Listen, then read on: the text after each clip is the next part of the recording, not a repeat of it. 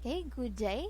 So today we will be rationalizing few sample questions in social studies, no? But before that, let me introduce myself first. I am Janely Umpok Tamosa. I just passed the licensure examination for teachers last March 19, 2023. And of course, my major is social studies, no? And I got 86 sa aking major noong nagdaang exam. Yes, hindi siya ganoon kataas pero hindi rin siya ganoon kababa, no? Lumagpas pa ng konti doon sa nire-require ng PRC which is 75%, o di ba? Well, anyway, kidding aside, I am very grateful no sa rating na nakuha ko kasi para sa akin mahirap talaga yung exam. And yes, 'di ba? As we all know na yung major natin ay isa sa pinakamahirap, no? Sa katunayan nga kahit no sa mga kilala na review center, iilan lang din yung top notchers, no, na nagmula sa major natin. Kaya hindi talaga din siya basta-basta. That's why I'm very grateful na nakakuha na ako ng 86, no? Now I will teach you the Carl method technique that I have learned when I was still reviewing in the Carl Balitas Review Center in Olongapo. I suggest that you should master this technique first before taking the licensure examination for teachers. Why? Because it will be very useful to you on the day of the examination. You will encounter questions in the let that I am sure you've never been read or heard before. And by using this technique, it will help you answer those questions even if you are not familiar to it. So, for more information and clear explanation of the Carl method, please visit Dr. Calbalita's YouTube channel. Hindi po 'to sponsored ha, kasi in-explain niya doon kung ano ito and kung paano ito gamitin. So for now, ituturo ko sa inyo ng mabilisan on how to apply it in a particular question. Okay? So, for question number 1.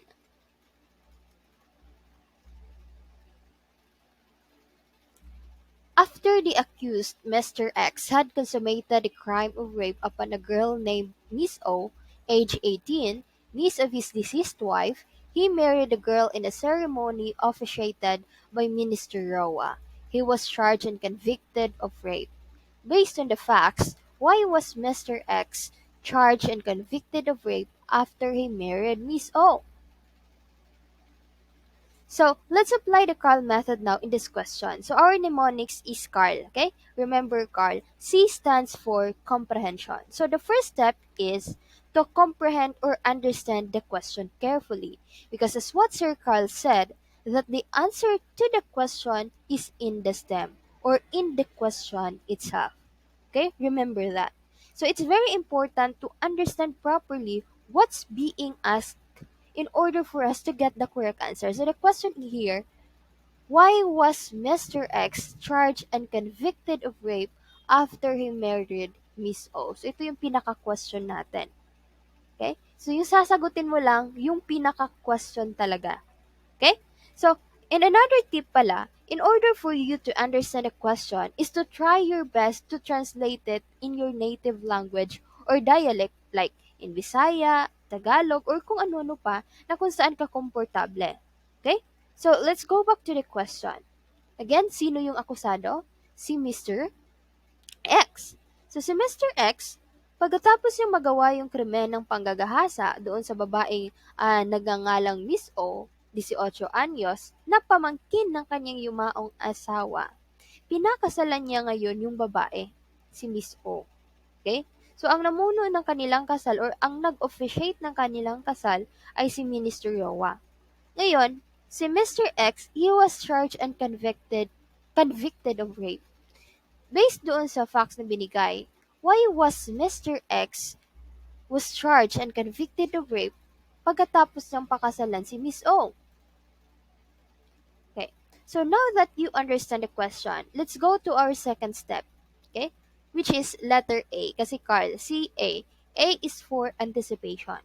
So now, you should anticipate the answer after reading the question or after comprehending the question, no? You should now have an answer in your mind, okay?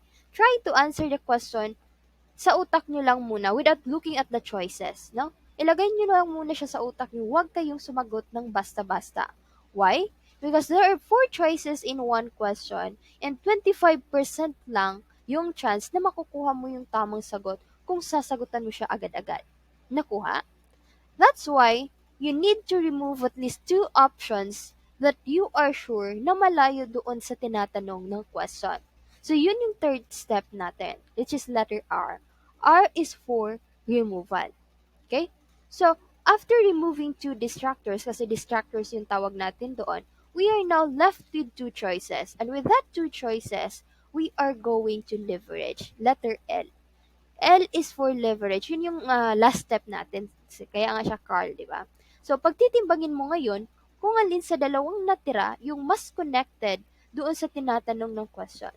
So, since na-reduce na natin into two yung options, 50% na ngayon yung chance na tama yung makukuha mong sagot. As long as, of course, na tama yung ni-remove mo, no, nung una. So, here, in the first question, alin yung unang dalawang option yung tatanggalin natin? Okay. Y, C, and D. Y, C, and D. Kasi, sabi ng letter C, there was no real consent. So, masyadong malabo. Ano yung walang consent? Ang kasal or ang rape? Of course, kaya nga siya tinatawag na rape kasi nga, he did it without permission, no? It's like forcing another person to have sexual intercourse with him against the will of the other person, no? And D, kasi there was no intention of entering into the actual marriage status.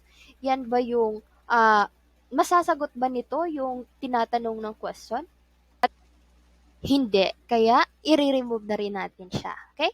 So, now we are left with only A and B. So, sa dalawang ito, alin yung mas tama or ang may mas connection doon sa question? Letter? Okay, letter B. Tama. Because letter B suggests that the offense of rape had already been committed and the subsequent marriage between Mr. X and Miss O was only a cover-up or an attempt to conceal the crime. So, in many jurisdictions, marriage does not excuse or absolve criminal behavior, including rape. Okay? Engaging in sexual activity without the other person's consent is a crime, regardless of any subsequent marital relationship. Okay? So, dito sa hypothetical scenario natin, even is Mr. Even if Mr. X and Miss O got married after the incident, it does not invalidate or excuse the crime. The law treats rape as a separate and distinct offense, and getting married to the victim afterwards does not change the fact na nangyari nga yung krimen. Okay? That's why the correct choice here is letter B. Okay? Now, let's check letter A. Bakit nga ba siya mali? So, sabi dito, the marriage was solemnized by Minister Roa who had no authority to solemnize a marriage.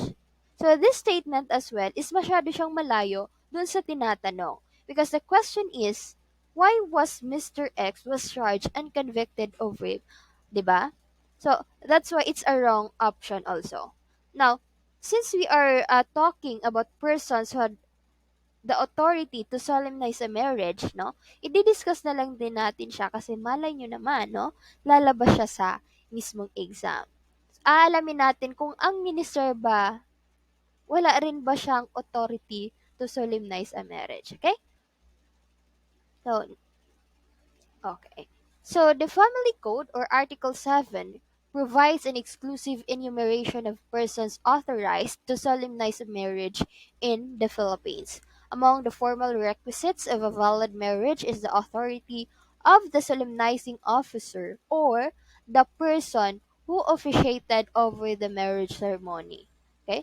So, the contracting parties must personally appear before the solemnizing officer. The absence of any formal requisites render the marriage void from the very beginning, subject to petition for declaration of nullity of marriage. Okay? So the following are the persons authorized to solemnize marriage. So sino-sino nga ba sila? Una, any incumbent member of the judiciary within the court's jurisdiction. Pangalawa, any priest, rabbi, imam, or minister of any church or religious sect duly authorized by his church or religious sect and registered with the Civil Register General, acting within the limits of the written authority granted by his church or religious sect, and provided that at least one of the contracting parties belongs to the solemnizing officer's church or religious sect. So, nasagot na natin yung letter A na choice, no? Na the minister meron siyang authority to solemnize a marriage. And number three, any ship captain or airplane chief only in the case of a marriage in articulo mortis. Ano nga yung articulo mortis? So, sa binggit ng kamatayan, no? At the point of death, though. Between passengers or crew members, not only while the ship is at sea or the plane is in flight, but also during stopovers at ports of call. And number four, any military commander of a unit to which a chaplain is assigned, in the absence of the latter, during a military operation only in marriages celebrated in articulo mortis or at the point of death, between persons within the zone of military operation, whether members of the armed forces or civilians. And number five, any consul general, consul or vice consul in marriages between Filipino citizens abroad, the issuance of the marriage license and the duties of the local civil registrar and of the solemnizing officer with regard to the celebration of marriage shall be performed by said consular official. And number six, mayor or vice mayors in an acting capacity as mayor under the Local Government Code of 1991 within the jurisdiction of the local government unit. Notwithstanding the absence of authority of the solemnizing officer, the marriage may be valid if it was contracted with either or both parties believing in good faith that the solemnizing officer had the legal authority to do so. Next. Okay. So for question number two, which one is the human right to life? A. Equal treatment before the law. B. Fair trial. C. Political independence. D. Freedom from inhuman punishment. So, alin daw yung human right to life? This question is just very short and simple. But in the let, most of the questions are very long. So, kailangan yung maging handa for that. Okay? Now,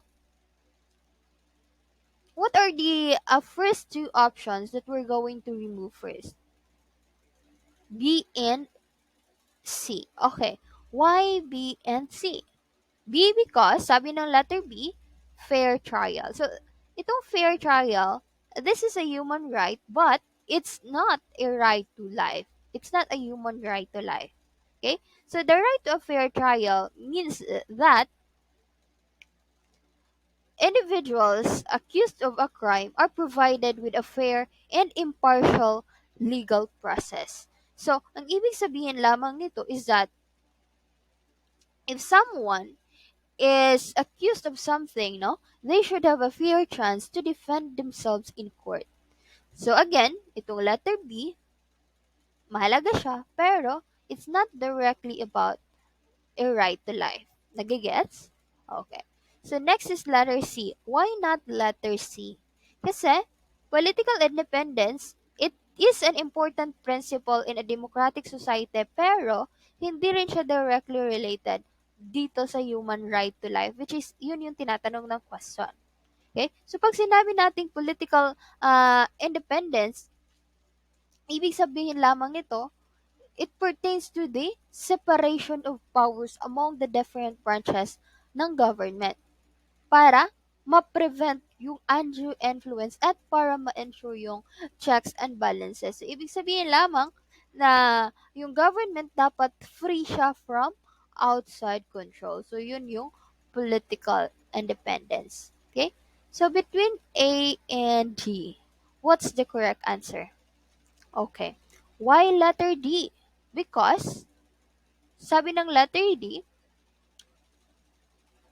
freedom from inhuman punishment. So, among all the options, this one, ito lang yung malapit talaga or directly related doon sa a human right to life.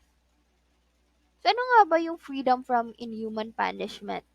So it is the right to be protected, no, from any form of cruel, inhuman, or degrading treatment that could result in a loss of life or severe harm to an individual's well-being. Okay? This means na nobody should be treated in a cruel or harmful way. So, itong choice na to, it's about the right to life kasi it protects people from being hurt or punished, no, in a way na magtitreaten sa buhay ng isang tao. That's why D is the correct answer. Okay? Now, let's examine why letter A is not the correct choice. So, letter A is equal treatment before the law. No? This is a human right, yes, pero it's not directly related to right to life. So, equal treatment before the law ensures that all individuals, no, are entitled to the same legal rights and protection without discrimination. So, ibig sabihin lamang nito, everyone should be treated fairly and the same in front of the law. So, similar sa other two choices natin, it's important pero it's not about the right to life. Nakuha? Okay, nasundan? Okay, very good. Next. So, yung number 3 natin is about economics, which is my favorite subject. Char. So, which of the following is most likely to be studied by a macroeconomist? So, another tip pala, no? Sa mismong exam, pwede niyong guhitan, bilugan, or sulatan yung inyong mismong test papers, no? Pero, no, may malaking pero doon, wag niyong dumihan yung inyong mga scantron, okay? Kasi, may mga questions na panlito talaga siya. So, gaya dito sa number 3 natin. So, may mga nakalagay na most likely, no? So, nung nagdaang exam, share ko lang, maraming same style ng question like least important, least likely, most important, except, not, mga gano'n na uri ng question na kapag hindi mo siya nakita or hindi mo siya nabilugan, yung mga ganong words out, meron talagang malaking chance na mali yung mapipili mong sagot. Lalo na't, ako, Gen Ed pa lang, nakakahilo na. Pagdating ng Prof Ed, Diyos ko, Jai. Kaya nakakalito talaga siya. So, mahalagang sulatan nyo, i-underline nyo siya, ganun. No? I advise you guys to really encircle or underline those mentioned ng mga words whenever you'll encounter it on the exam kasi it will save you, promise. Okay? So, let's go back to the question. So, for this number, alin daw yung most likely na pinag-aaralan ng mga macro economists? A. What determines consumer demands? B. What causes high rates of unemployment? C. How a company makes a profit? D. How firm price its products or services? Okay. So, what are the first two choices now na i-remove natin? Y, C, and D. C kasi, sabi ng C, how a company makes a profit. So, this question is related siya sa microeconomics kasi nga, it looks at the decision-making and strategies ng individual companies. So, nagpo-fall siya outside sa scope ng macroeconomics na kung saan nagde-deal siya sa mas broader na economy. Kaya, wrong options yung letter C. Letter D, hindi rin D kasi how firm price their products, no, or services.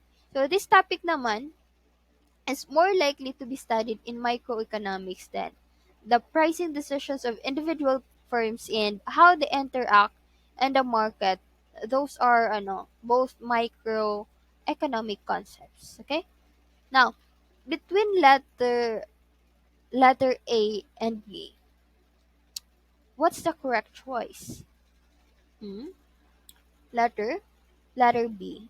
B because sabi ng letter B, what causes high rates of unemployment? So, this is a typical question, no, na nagpo-falls within the domain of macroeconomics. Kasi, macroeconomists, they study factors na nag-a-affect sa entire economy, and isa na doon yung uh, unemployment. Okay? That's why our correct answer in this question is letter B. What causes high rates of unemployment? This is one of the significant macroeconomic concern. No? Okay. So, letter A naman, kaya siya mali. Kasi, what determines consumer demands? So, itong topic na to is more likely din na pinag-aaralan ng mga microeconomists. Okay? Rather than macroeconomists. Kasi yung microeconomics, the focus is on the individual's consumers' behavior and decision making. Samantala, yung macroeconomics naman, they look at the overall economy or doon sa bigger no na picture. Okay? Now, let us differentiate microeconomics versus macroeconomics. Okay? Macroeconomics study of the behavior of a national or regional economy as a whole. It is concerned with understanding economy-wide events such as the total amount of goods and services produced, the level of unemployment, and the general behavior of prices. So, unlike microeconomics, which studies how individual economics actors such as consumers and firms make decisions, macroeconomic concerns itself with the aggregate outcomes of those decisions. So, for that reason, in addition to using the tools of microeconomics, such as supply and demand analysis, macroeconomists also utilize aggregate measures such as gross domestic product or GDP, unemployment rates, and the consumer price index or the CPI to study the larger scale repercussions of the micro level decisions. Okay. So in microeconomics kasi it's like zooming in, no? It's like zooming in on the small economic parts like individual people, no, the family or businesses. So it's about understanding how these small parts make decisions, no? Kung ano yung ibenta, o ano yung bibilin, or kung ano yung Okay. So in microeconomics, it's like zooming in, no, on the small economic parts like individual people, no, families or businesses. So it's about understanding how these small parts make decisions. So kung ano yung ibebenta nila, kung ano yung bibilhin, or kung ano yung ipiproduce. It's like looking at the details of a puzzle piece and how it fits, no, into the bigger picture.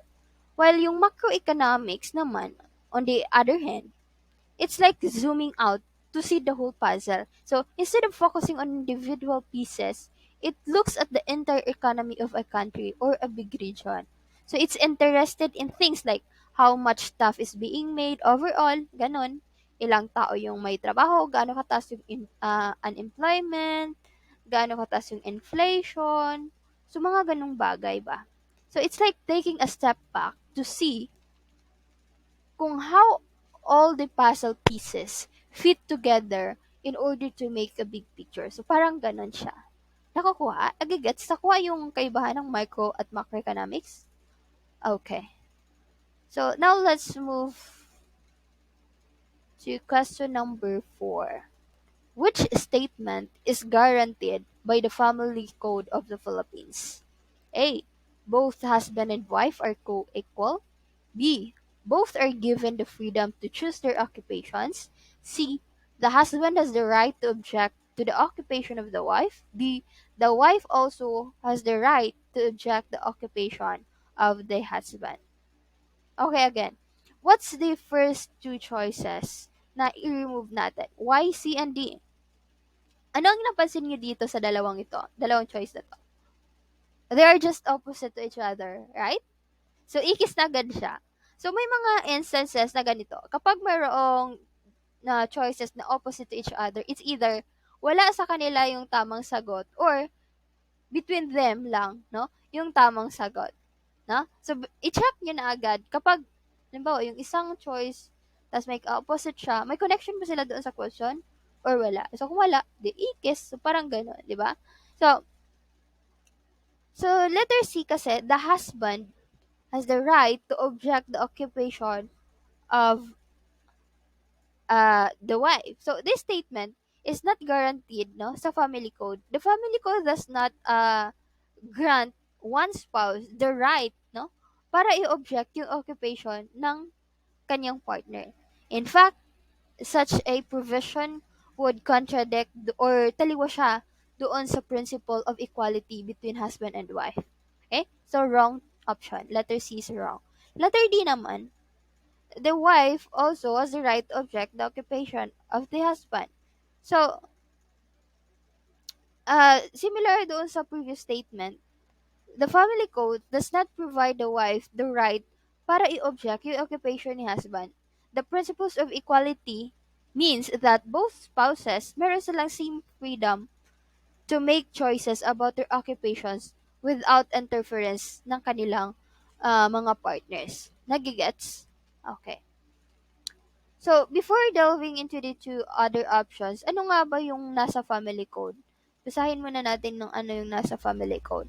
So, in the Philippines, the family code governs family relations and marriage. Under the Family Code of the Philippines, which was enacted in 1988, the principle of equality between husband and wife is emphasized.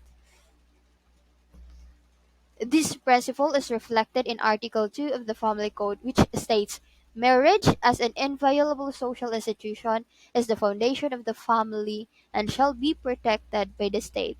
It shall be the policy of the state to ensure that every marriage shall be based on the free consent of the contracting parties, that the essential requisites of the marriage shall be present, and that the marriage shall be validly celebrated, and to provide for the rights and duties of the husband and wife, as well as the rights and duties of parents and their children.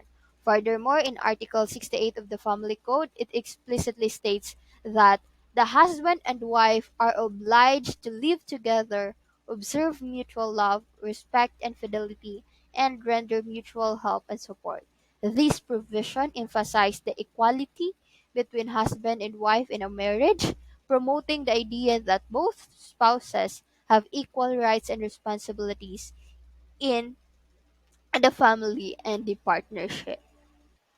Okay. So, in short, no, the law promotes the idea that both husband and wives, wife have the same rights and responsibilities in their marriage and in their family. So, it's all about treating both partners equally and with fairness. So, after hearing the family code, which among the two choices na natira yung tamang sagot?